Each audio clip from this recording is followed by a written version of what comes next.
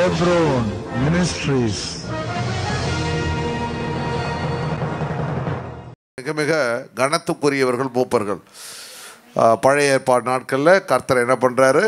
முதல்ல ஆண்டவர் தேவன் ஆசாரிகளை ஏற்படுத்துகிறார், பிறகு மூப்பர்களை ஏற்படுத்துகிறார், பிறகு அந்த மூப்பர்கள் ஆசாரிகளுடைய ஊழியங்களை, பிறகு லேவியர்களை ஏற்படுத்துகிறார், மூணாவது மூப்பர்களை ஏற்படுத்துகிறார்.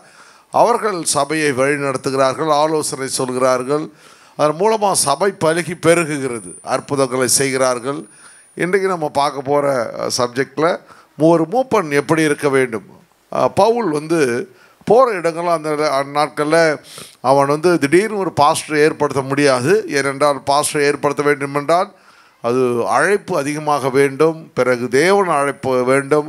அது பெரிய பிரச்சனைகள் இருக்கிறதை பார்க்குறான். அதனால் என்ன பண்ணுறான், ஒவ்வொரு இடங்களிலும் போய் மூப்பர்களை அவன் ஏற்படுத்துகிறான். மூப்பர்களை ஏற்படுத்தி அந்த மூப்பர்கள் கரங்களில் அந்த இடத்தை கொடுத்து அவர்கள் சபையை நடத்துவதற்கும் ஆலோசனை சொல்வதற்கும் அவன் அநேக நாட்கள் அவனுக்கு அறிவுரை சொல்லி, ஃபார் எக்ஸாம்பிள் பார்த்திங்கன்னா தீமோத்தேயு, அவன் ஆவிக்குரிய ஒரு மகனாக பாவிக்கின்றான். தீமோத்தேயு, பிறகு டைட்டஸ், டிகிகஸ், இப்படி நிறைய பேரை அவன் உருவாக்குகிறான். அந்த உருவாக்குறவர்கள் கரங்கள் என்ன பண்ணுறான், சபையை கொடுத்து அந்த சபையை அவன் பராமரிக்க சொல்கிறான். பிறகு அந்த மூப்பர்கள் நாளடைவில் அவர்கள் ஊழியக்காரர்களாய் மாறுகிறார்கள். ஆண்டவர் பிறகு அவர்கள் பிஷப் லெவலுக்கு அவங்க போகிறாங்க. சபை எங்கு பார்த்தாலும் ஸ்தாபிக்கப்படுகிறது. இதில் 5ஆம் வசனத்தில் நம்ம பார்க்குறோம். அந்த வசனத்தை வாசிங்க. இங்கிலீஷ். குறைவாய் இருக்கிறவைகளை ஒழுங்குபடுத்தும்படிக்கும், நீ குறைவாய் இருக்கவைகளை ஒழுங்குபடுத்தும்படிக்கு நான் உனக்கு கட்டளையிட்டபடியே பட்டினங்கள் தோறும் மூப்பரை ஏற்படுத்தும்படிக்கும் உன்னை கிரேத்தா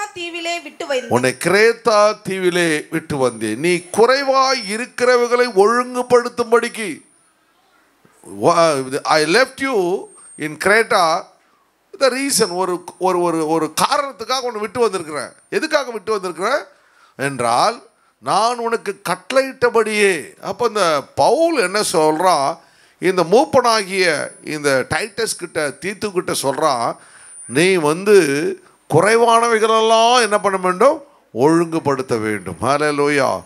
நான் உனக்கு கட்டளையிட்டபடியே என்னென்ன காரியங்கள்லாம் சொல்லி கொடுத்தனோ அந்த காரியங்களே நீ கற்பிக்க வேண்டும். அப்புறம் பட்டணங்கள் தோறும் மூப்பரை ஏற்படுத்தும்படிக்கு உன்னை கிரேத்தா தீவிலே விட்டு வந்தேன். ஐயோ, என்னை ஏன் விட்டுட்டு போயிட்டேங்கன்னு அழலை.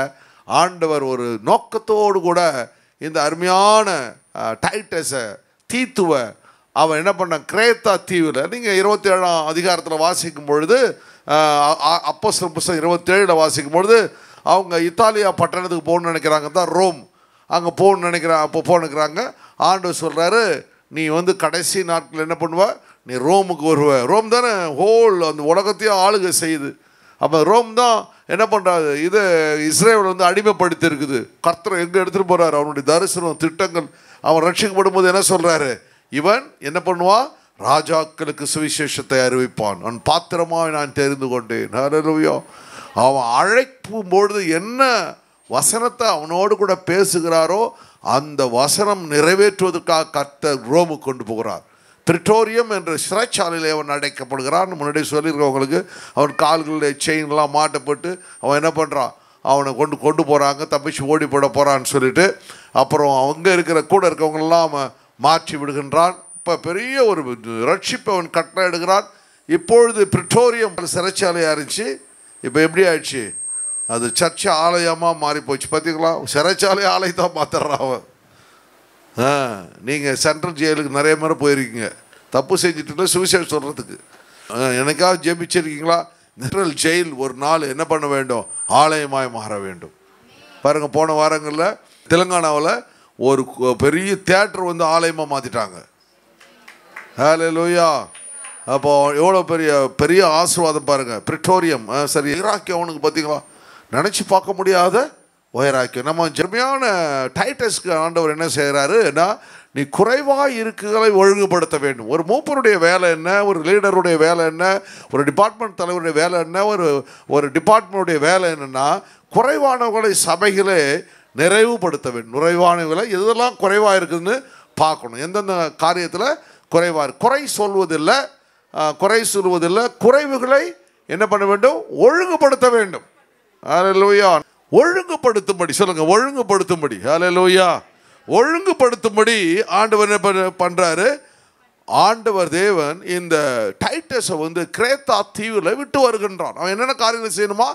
4 காரியங்களை செய்யணும். 1, குறைவானவர்களை ஒழுங்குபடுத்த வேண்டும், கட்டளைகளை கேட்க வேண்டும், கட்டளைகளை செயல்படுத்த வேண்டும். 3வது, பட்டணங்கள் தோறும் 3 காரியம், பட்டணங்கள் தோறும் மூப்பர்கள். அப்போ வெறும் கிரேத்தா தீவில் மாற்றவில்லை, மற்ற இடங்களில் ஒரு பிரேயர்ஸில் ஆரம்பிச்சிங்க, இன்னொரு பிரேயர்ஸில் ஆரம்பிக்க வேணும். ஒரு ஆத்மா ரட்சிப்புக்குள்ள கொண்டு நடத்துங்க, இன்னொரு ஆத்மாவை ரட்சிப்புக்குள்ள கொண்டு வர வேண்டும்.